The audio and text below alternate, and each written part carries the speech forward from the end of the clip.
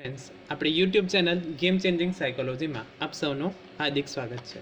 આજના વિડીયોમાં આપણે probation officer, GSET, TET TAT અને પીએસઆઈની પરીક્ષામાં સમાજશાસ્ત્રના જે અગત્યના પ્રશ્નો પૂછાય છે એની ચર્ચા કરીશું. નવી સિરીઝ શરૂ કરી છે સમાજશાસ્ત્રના જીસીઆરટી પાઠ્યપુસ્તક આધારિત જે એમસીક્યુ ખૂબ જ અગત્યના છે, જે ઘણી બધી વખત પરીક્ષામાં પૂછાય છે, તો એની ચર્ચા કરીશું. આ વિડીયો નંબર 1 છે અને સમાજશાસ્ત્રના થિયરી બેઝ વિડીયો પણ આપણી યુટ્યુબ ચેનલ પર અવેલેબલ છે, એટલે તમે એ વિડીયો પણ ન જોયા હોય તો પ્લેલિસ્ટમાંથી તમને એ વિડીયો જોવા મળશે.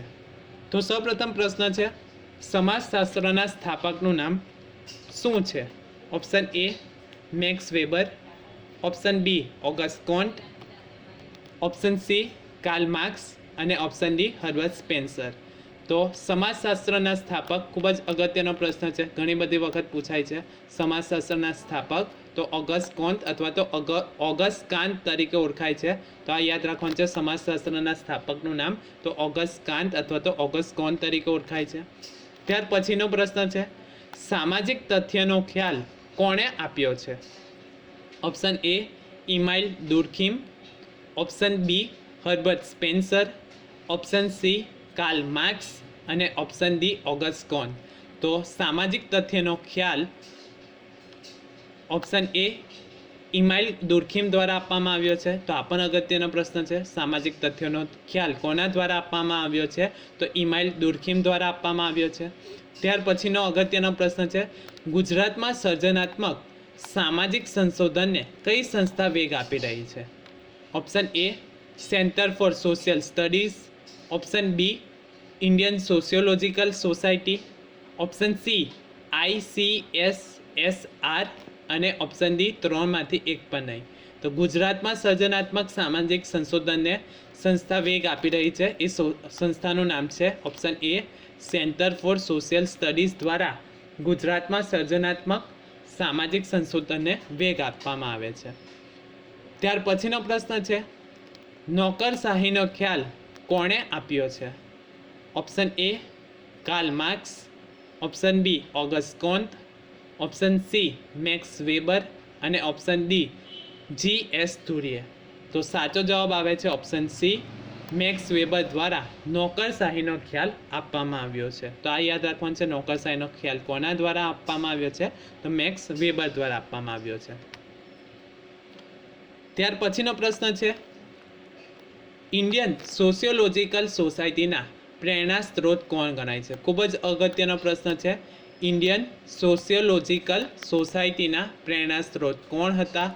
Option A MN Srinivas, option B GS Ghurye, option C IP Desai અને ઓપ્શન ડી AM શાહ. તો સાચો જવાબ આવે છે option B GS ધુરીએ Indian sociological સોસાયટીના પ્રેરણા સ્ત્રોત છે. તો આ ખૂબ જ અગત્યનો પ્રશ્ન છે પ્રોબેશન ઓફિસર માટે. ઇન્ડિયન સોશિયોલોજિકલ સોસાયટીના પ્રેરણા સ્ત્રોત કોણ હતા? તો GS ધુરીએ હતા. હવે જોઈએ ભારતમાં સમાજશાસ્ત્રનો વિકાસ. તો અહીંથી પણ પ્રશ્ન પૂછાય છે. તો ભારતમાં ઈસવીસન 1914માં સૌપ્રથમ મુંબઈ વિશ્વવિદ્યાલયમાં અનુસ્નાતક કક્ષાએ સમાજશાસ્ત્રનું અધ્યાપન કાર્ય શરૂ થયું. તો આ યાદ રાખવાનું છે, ભારતમાં સૌપ્રથમ સમાજશાસ્ત્રનું અધ્યાપન કાર્ય ક્યાં અને ક્યારે શરૂ થયું? તો 1914માં. કઈ જગ્યાએ? તો મુંબઈ વિશ્વવિદ્યાલયમાં અનુસ્નાતક કક્ષાએ સમાજશાસ્ત્રનું અધ્યાપન કાર્ય શરૂ થયું હતું. બ્રિટનના જાણીતા સમાજશાસ્ત્રી અને નગર નિયોજનના અભ્યાસી પેટ્રિક ગિડ્સના અધ્યક્ષ પદે સમાજશાસ્ત્રનો અનુસ્નાતક વિભાગ શરૂ થયો. તો આ પણ અગત્યનો પ્રશ્ન છે કે કોના દ્વારા શરૂ કરવામાં આવ્યું હતું? તો બ્રિટનના જાણીતા સમાજશાસ્ત્રી અને નગર નિયોજનના અભ્યાસી પેટ્રિક ગિડ્સના અધ્યક્ષ પદે સમાજશાસ્ત્રનો અનુસ્નાતક વિભાગ શરૂ થાય છે.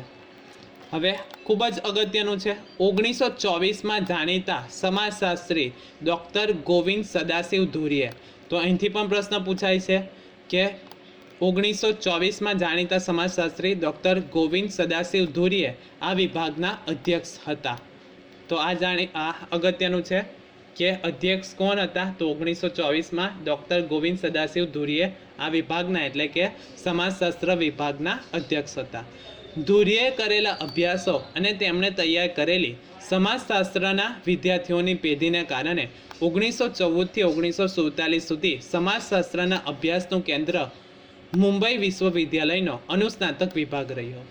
1952માં સ્થપાયેલી ઇન્ડિયન સોશિયોલોજિકલ સોસાયટીના પ્રેરણાસ્ત્રોત અને સોશિયોલોજિકલ બુલેટિનના મુખ્ય સંપાદક એવા ધુરીએ ભારતમાં સમાજશાસ્ત્રના વિકાસમાં એક નવી કેડી કંડારી આપી હતી. તો આ યાદ રાખવાનું છે. 1952માં કઈ સંસ્થા સ્થાપના કરવામાં આવી હતી? તો ઇન્ડિયન સોશિયોલોજિકલ સોસાયટી. કોના દ્વારા સ્થાપના કરવામાં આવી હતી? તો ડૉક્ટર ગોવિંદ સદાશિવ ધુરીએ દ્વારા. કઈ સાલમાં? તો 1952માં doctor Govind Sadashiv ધુરીએ Indian sociological સોસાયટીની સ્થાપના કરે છે. બીજી રીતે પ્રશ્ન પૂછાય કે ઇન્ડિયન સોશિયોલોજિકલ સોસાયટીની સ્થાપના ક્યારે થઈ હતી? તો 1952માં. કોના દ્વારા? તો ડૉક્ટર ગોવિંદ સદાશિવ ધુરીએ દ્વારા. ત્યાર પછી બીજો પ્રશ્ન પૂછાઈ શકે, સોશિયોલોજિકલ બુલેટિનના મુખ્ય સંપાદક કોણ હતા? તો સાચો જવાબ આવશે ડૉક્ટર સદાશિવ ધુરીએ. તો સોશિયોલોજિકલ બુલેટિનના મુખ્ય સંપાદક હતા. તો આ બે યાદ રાખવાનું છે. 1952માં doctor Govind Sadashiv ધુરીએ Indian sociological સોસાયટીની સ્થાપના કરી હતી અને સોશિયોલોજિકલ બુલેટિનના મુખ્ય સંપાદક રહ્યા હતા. 1971માં કલકત્તા વિશ્વવિદ્યાલયમાં વિજેન્દ્રનાથ સીલના પ્રયત્નોથી અર્થશાસ્ત્રની સાથે સમાજશાસ્ત્રનું અધ્યયન અને અધ્યાપન કાર્ય શરૂ થાય છે. લખનૌ વિશ્વવિદ્યાલયમાં રાધાકમલ મુખર્જી અને ડીપી મુખર્જીએ અને પુણે વિશ્વવિદ્યાલયમાં ઈરાવતી કર્વેએ સમાજશાસ્ત્રના વિકાસમાં મહત્વપૂર્ણ ભૂમિકા ભજવી હતી. તો લખનૌ વિશ્વવિદ્યાલયમાં કોણ આવશે? તો રાધાકમલ મુખર્જી અને ડીપી મુખર્જીએ મુખ્ય ભૂમિકા ભજવે છે. જ્યારે પુણે વિશ્વવિદ્યાલયમાં ઈરાવતી કર્વેએ સમાજશાસ્ત્રના વિકાસમાં મહત્વપૂર્ણ ભૂમિકા ભજવે છે. M.N. Srinivas, S.C. Dube, A.R. Desai, DP Mukherjee, David Hardiman, Yogendra Singh, A.M. Shah વગેરે સમાજશાસ્ત્રીએ ભારતમાં સમાજશાસ્ત્રના વિકાસમાં મહત્વનું પ્રદાન આપ્યું છે. તો આ નામ યાદ રાખવાના છે. M.N. Srinivas, S.C. Dube, A.R. Desai, DP Mukherjee, David Hardiman, Yogendra Singh, A.M. Shah વગેરે સમાજશાસ્ત્રી જે ભારતમાં સમાજશાસ્ત્રના વિકાસમાં મહત્વનું પ્રદાન આપ્યું હતું. ત્યારબાદ છે ઓગસ્ટ કોન્ત.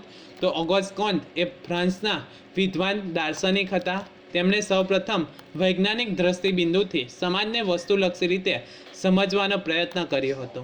કુદરતી ઘટનાઓની જેમ સમાજમાં બનતી ઘટનાઓનો પણ વૈજ્ઞાનિક રીતે અભ્યાસ થઈ શકે છે એમ તેમને લાગ્યું અને પોતાના 6 ભાગમાં લખાયેલી પોઝિટિવ ફિઝિયોલોજી નામની ગ્રંથ શ્રેણીમાં કોન્તે સમાજના વૈજ્ઞાનિક અભ્યાસ અંગેના વિવિધ સિદ્ધાંતો રજૂ કર્યા છે.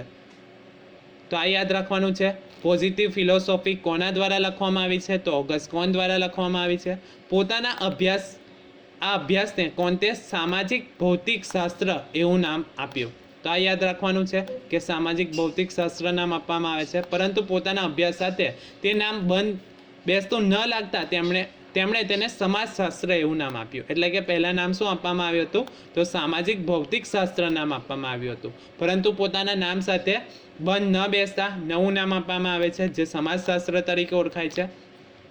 આ જ કારણથી ઓગસ્ટ કોન્તને સમાજશાસ્ત્રના પિતા તરીકે ઓળખવામાં આવે છે. તો ખૂબ જ અગત્યનો પ્રશ્ન છે, સમાજશાસ્ત્રના પિતા કોને કહેવામાં આવે છે? તો ઓગસ્ટ કોન્તને કહેવામાં આવે છે. તો આ યાદ રાખવાનું છે. આશા રાખું છું કે તમને આ વિડીયોમાં સમજ પડી ગઈ હશે, અને જો તમને આ વિડીયો પસંદ પડ્યો હોય તો વધુમાં વધુ લાઇક કરો, શેર કરો અને અમારી ચેનલને સબસ્ક્રાઈબ કરો. Thank you.